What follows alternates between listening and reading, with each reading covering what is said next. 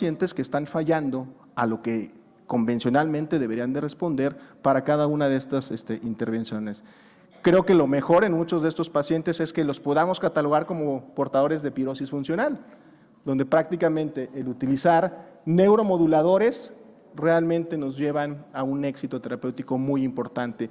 Y les muestro la evidencia más importante al respecto más tarde, pero de la neuromodulación, la amitriptilina y el citalopram tienen buenos resultados.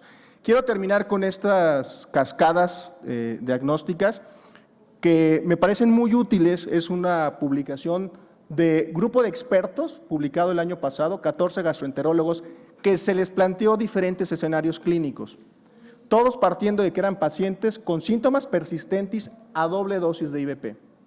Y se les cuestionaba que en base a esto, que esto sería patológico, o sea, un paciente que a pesar de doble dosis tenga más de 6% de exposición anormal al ácido, un índice de síntomas mayor a 50, más de 80 episodios de reflujo o una hernia yatal, pudiera haber una causa todavía asociada al ácido. Y se les planteó qué hacer con todas estas intervenciones, Nissen, radiofrecuencia, bloqueadores H2. ¿Por qué bloqueadores H2? Hay que recordar que estos son pacientes que fallaron ya al IVP. Entonces, los expertos recomiendan los siguientes, y aquí les voy a mostrar lo que sería lo que ese paciente pudiera tener como anormal, y esta sería la intervención. Y ellos dicen, por ejemplo, si el paciente con doble dosis haga una pH impedancia, hay evidencia de que la exposición es completamente anormal, y tiene una hernia muy grande, definitivamente este es el paciente que se pudiera beneficiar de una cirugía o probablemente del LINX. Y si el paciente no se quiere operar, estas serían las opciones médicas. Y si la hernia yatal es pequeña, cuidado con las hernias o como hacemos el diagnóstico de hernia, probablemente el Nissen laparoscópico, el LINX o la funduplicatura. Pero partiendo de qué? De que hay evidencia de que hay escape ácido al IVP bien documentado. Porque los siguientes escenarios son los que vemos, son los más desafiantes, que es ese paciente que tiene una pH con impedancia normal y su índice de síntomas es positivo, pero tiene una hernia grande. ¿Qué le hacen a ese paciente? Pareciera que es un candidato a operarlo, pero aquí depende de qué predomina, cuál es el síntoma que predomina. Si el paciente tiene pirosis, a este paciente no es recomendable, porque no estamos seguros de que si esta hipersensibilidad al ácido está dentro del contexto de lo que puede ser pirosis funcional, pero si el paciente regurgita, evidentemente este es un paciente que hay que mandar a operar. Entonces, esto es un mensaje para llevar a casa. Pacientes refractarios, pero que tengan índice de síntomas positivos, reflujo no ácido evidente y regurgita, pudiera ser un candidato a cirugía. Si esta asociación sintomática, y evidentemente que tenga una hernia grande, si tiene una hernia grande se vuelve candidato. ¿Qué se le ofrece a estos pacientes que tienen pirosis e índice de síntomas positivos? Neuromodulación, terapia cognitiva conductual, pero nunca recomendar cirugía. Y finalmente, el paciente que tiene una exposición normal, que el índice de síntomas es negativo, que pudiera, de acuerdo a la nueva clasificación de León, tener más de 80 episodios, o sea, como mucho reflujo no ácido. Nuevamente, tener o no tener hernia es un gran confusor, pero nunca recomendamos operar a estos pacientes y la neuromodulación pudiera ser la solución. Evidentemente, creo que con esto tenemos todavía muchas dudas. Vean cómo se empiezan a conjugar todas estas métricas o estos parámetros con nuevas intervenciones y vamos a empezar a leer pacientes que se operan por endoscopía o que van a una neuroestimulación o que van a un LINX sin tener reflujo ácido. Y bueno, comentar a manera de conclusión que es un problema muy frecuente. La falta de apego y de horario es probablemente la causa más común, seguido de la pirosis funcional, de la hipersensibilidad esofágica. Cambiar de IVP o doblar la dosis puede ser útil en un 20 o 30% de los pacientes que vemos. La impedancia y pHmetría es la prueba más útil para identificar la contribución de reflujo no ácido y sobre todo establecer la asociación sintomática, porque eso es lo que nos guía al tratamiento. Alginatos procinéticos pueden agregarse al tratamiento. La funduplicatura es efectiva en casos seleccionados, les mostré exactamente cuáles. El LINX, el Endostim, el Esofix aún en evaluación pueden ser medidas alternativas en algunos pacientes, pero en pirosis funcional, que yo creo que es el fenotipo más común del refractario a reflujo, pues la modulación del dolor y, ¿por qué no? Hay algunos datos ya de medicina complementaria. Muchas gracias por su atención.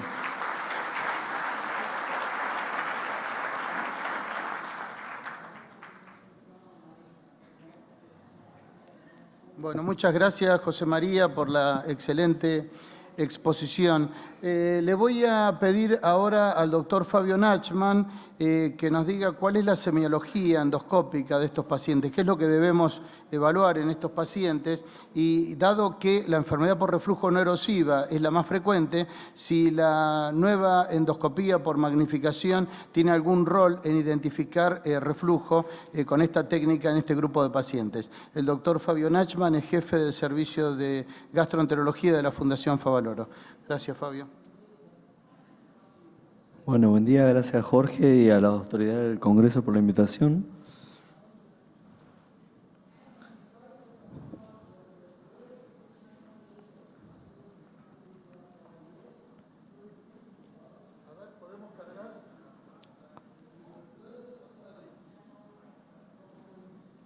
Bueno.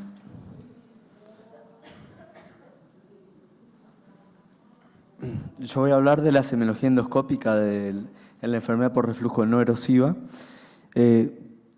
Lo primero, obviamente ya estuvimos...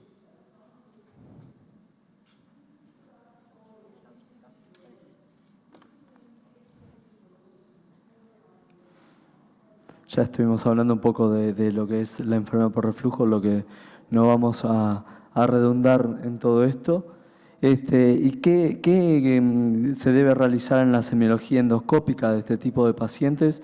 Bueno, lo primero y más importante, ni bien empezamos la endoscopia, ¿se puede correr el video?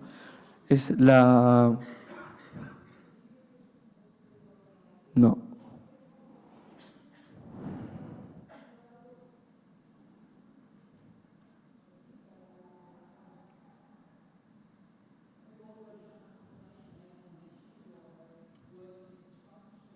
No hay que correr, tienen el play debajo del video. Bueno, lo más importante es, ni bien uno empieza la endoscopía, es la evaluación a nivel del cambio mucoso.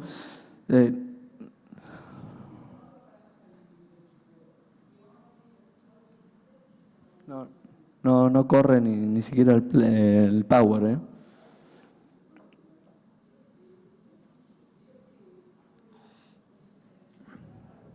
La adecuada evaluación, y no solo la evaluación, sino una de las cosas más importantes en la endoscopía es la documentación. A la hora de informar es preciso que tener un buen informe de la endoscopía, no corre ahí, ¿no? Un buen informe preciso bien de cuál es la altura del cambio mucoso, no lo tocan, lo corro yo. El cambio mucoso, de la impronta hiatal y describirlo, ¿sí? Y otra cosa que se debe realizar en la endoscopía a la hora de la semiología es la adecuada evaluación de la válvula por retroflexión. ¿Se puede correr a ver si corre? No, está bien. La adecuada evaluación de la válvula, y para esto tenemos diferentes grados de evaluación, y esto también es tan importante como una foto de la válvula ileocecal en la colonoscopía a la hora de evaluar calidad. Es fundamental colocar una foto en el informe y describirlo, ¿sí? La válvula tipo 1 de Hill es cuando la válvula está apretando el endoscopio, ¿sí? Lo sujeta e inclusive se extiende hasta 3 o 4 centímetros a lo largo de la curvatura menor. La válvula 2 es cuando los pliegues son menos prominentes y hay periodos ocasionales, sobre todo con la respiración, que se produce apertura y cierre rápido alrededor del endoscopio. La válvula 3 es cuando este pliegue está borrado y deja de abrazar los tejidos el endoscopio, y la válvula 4 es cuando ya nos permite ver inclusive hasta la mucosa esofágica por retroflexión.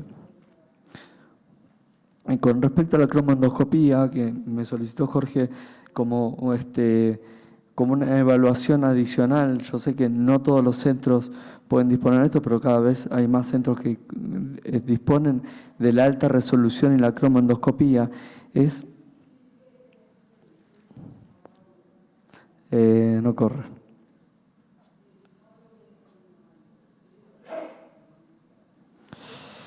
Lo primero que tenemos que entender es que este tipo de tecnología, perdón, ese fui yo. Este tipo de tecnología lo que tiene es filtros de longitud de los distintos colores, dándonos la posibilidad de una evaluación de estructuras a distintos niveles. Y estas son fotos que fueron también seguidas por un amigo que es el doctor Herbert Burgos, en la cual podemos evaluar de acuerdo a los distintos patrones, distintas estructuras en profundidad, en este caso vasculares, a nivel de la unión gastroesofágica. Y lo otro que tenemos que evaluar a nivel de la cromoendoscopía y magnificación en este tipo de pacientes con enfermedad por reflujo no erosiva es el aumento de estas lesiones que se ven vasculares, estas imágenes vasculares tipo ovillo, cuando uno realiza la magnificación. Lamentablemente no puedo hacer correr el video también, donde uno puede evaluar muy bien, inclusive viendo los eritrocitos pasar por estos capilares, el aumento de la vasculatura. A ver si corre este. No va. Lo que se puede ver, ¿el láser cuál es?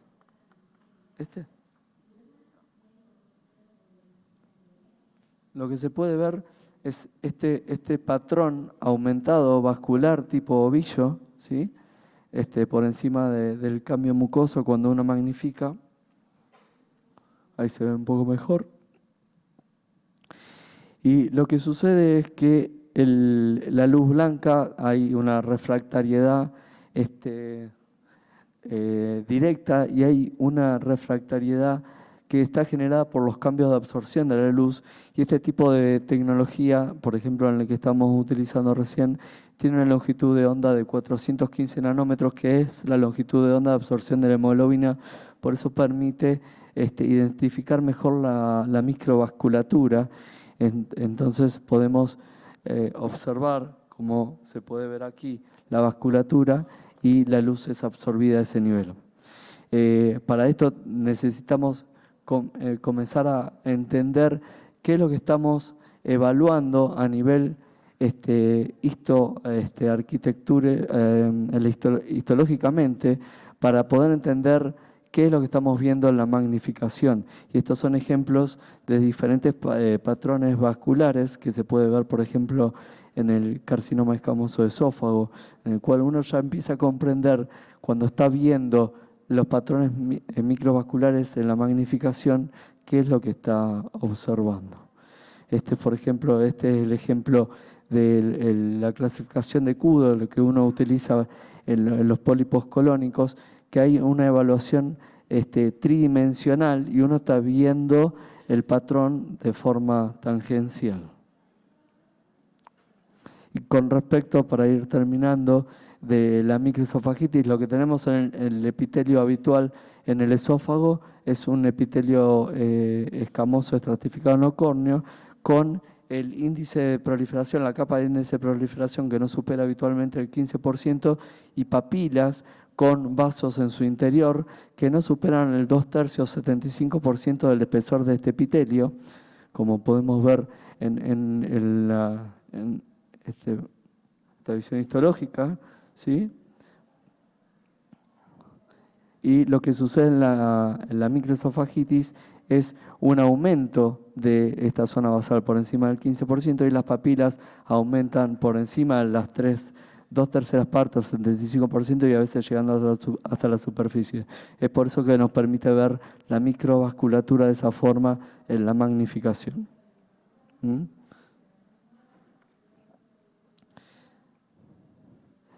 y este es un estudio en el cual demuestra el aumento de la sensibilidad y especificidad de la evaluación de la vascularidad, ¿sí? En pacientes con NER versus control. Los mecanismos de producción de los síntomas de NER ya nos estuvo hablando muy bien el doctor Remesterchi, y no vamos a repetir. Y esta es una foto de la ultraestructura en la célula del epitelio, en las tomas de biopsia, donde podemos evaluar el aumento de los espacios intercelulares que probablemente sean los responsables de la sensorialidad en pacientes con enfermedad de NER sin erosión, con hiperalgesia visceral, ¿no? Muchas gracias.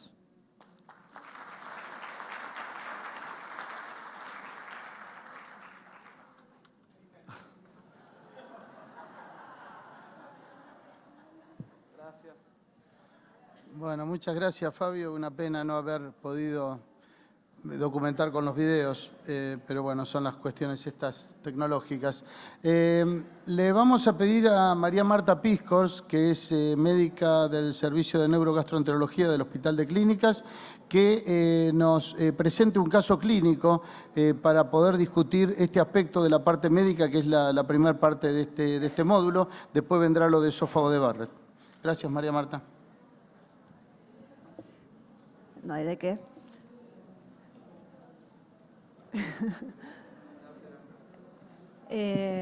¿Podemos poner la presentación del caso clínico?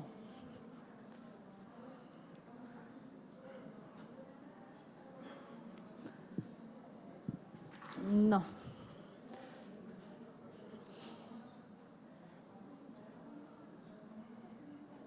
El que dice caso clínico supra.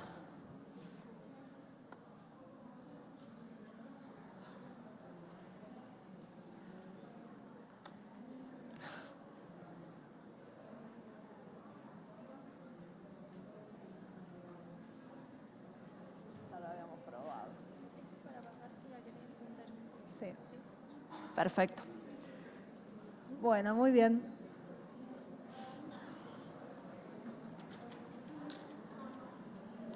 Para vos. Muy bien. Se trata de una mujer de 37 años que tiene antecedentes de hipotiroidismo, no refiere hábitos tóxicos, no tiene ningún antecedente de importancia, tampoco de alergias, que consulta por disfonía, sin síntomas esofágicos, no tiene pirosis ni regurgitación. Esto tiene 1 año de evolución asociado a carraspeo y globus faríngeo. Al examen físico se destaca un índice de masa corporal de 28, o sea, sobrepeso, y no tiene ningún otro hallazgo patológico. La evaluó el servicio de otorrinolaringología, le hizo una laringoscopía donde observaron signos de laringitis posterior y se le dio omeprazol 20 miligramos por día durante 2 meses sin mejoría.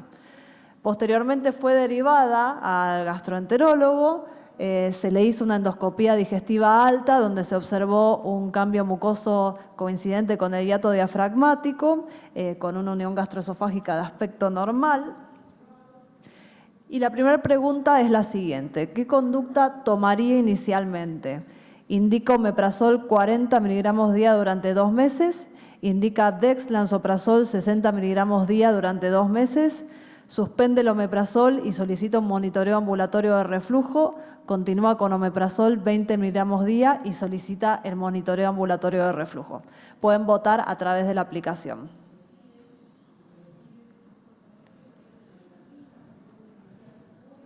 Bueno, vamos a discutir, no hay aplicación.